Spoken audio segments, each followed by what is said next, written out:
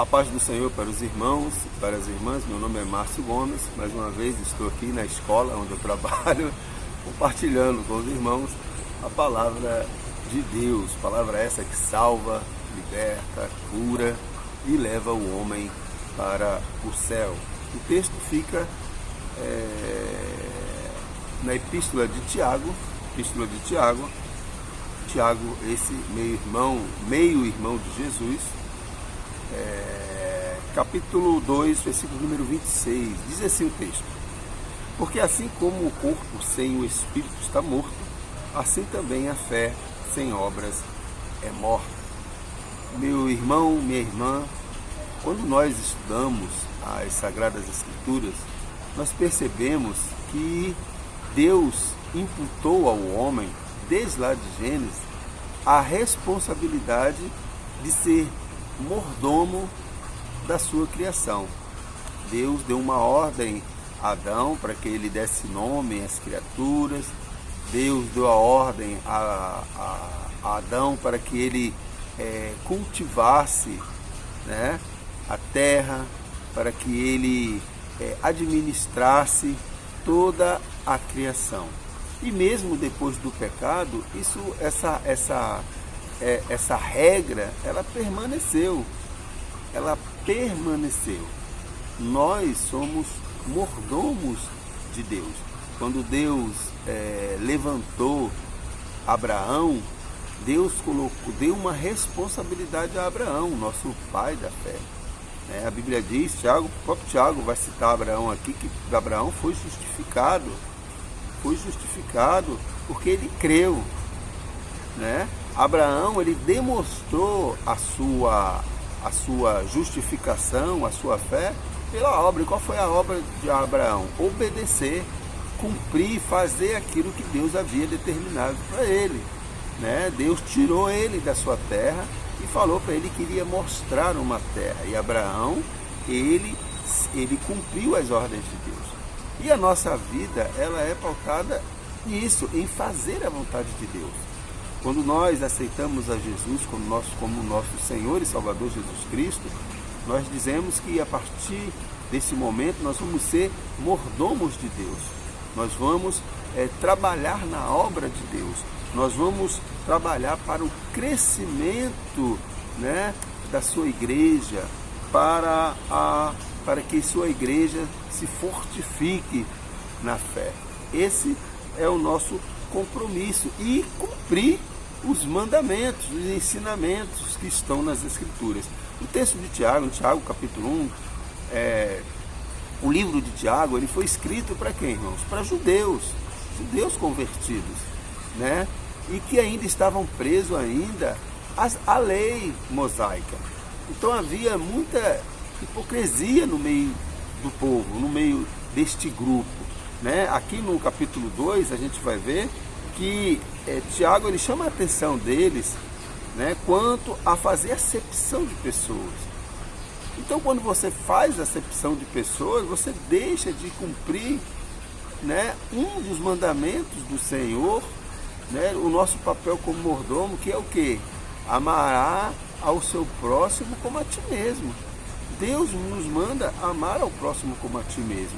A lei mosaica também mandava amar o próximo, a cuidar do próximo, a não abandonar as viúvas, os órfãos, os necessitados, os mais humildes.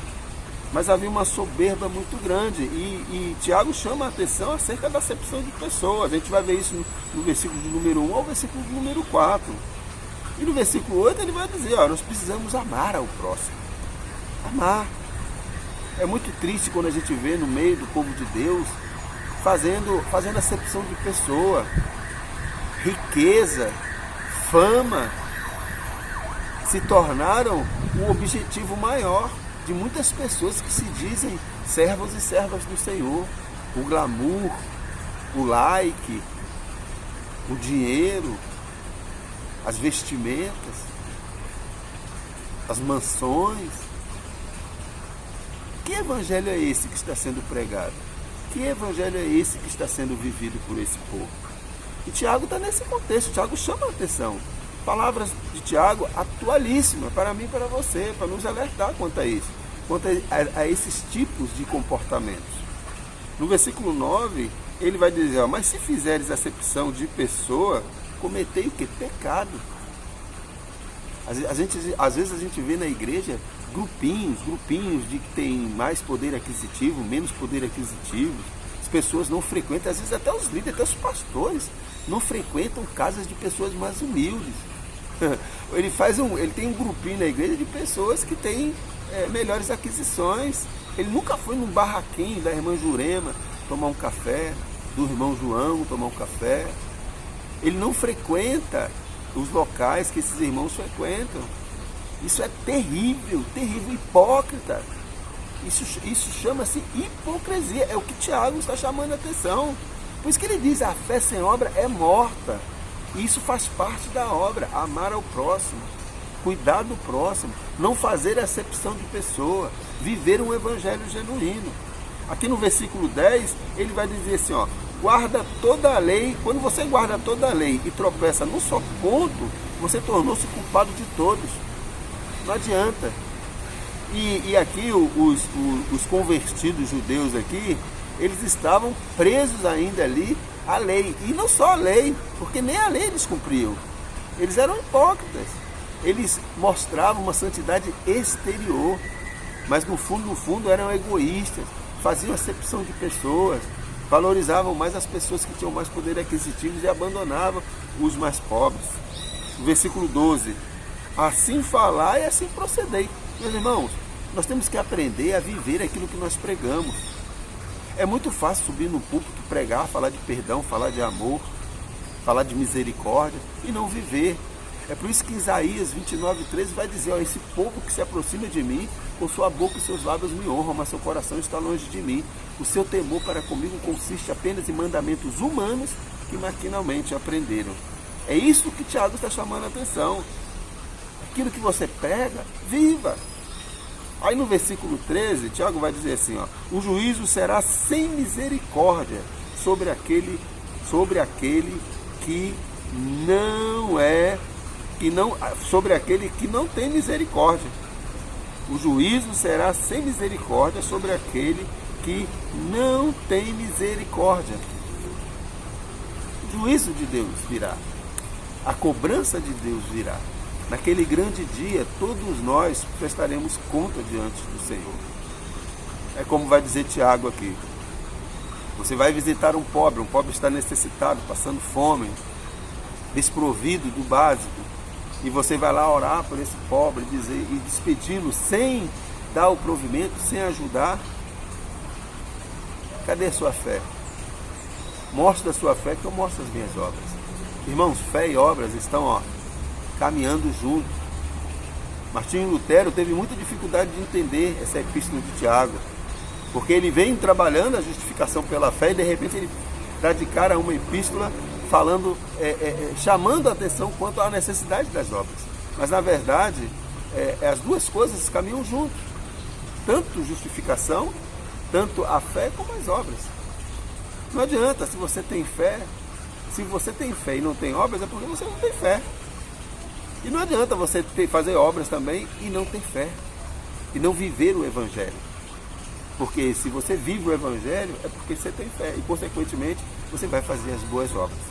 Que possamos, meu irmão, minha irmã, sermos um cristão genuíno. Para que naquele grande dia, o Senhor possa dizer para mim e para você, vinde a mim, bendito do meu Pai. Terrível será aqueles que estão enquadrados ali em Mateus capítulo 7, em que Jesus diz, muitos naqueles dias chegarão a mim e dirão, Senhor, em teu nome eu profetizei, em teu nome eu preguei, em teu nome eu orei por enfermos, enfermos ficaram curados. Em teu nome eu fiz e aconteci.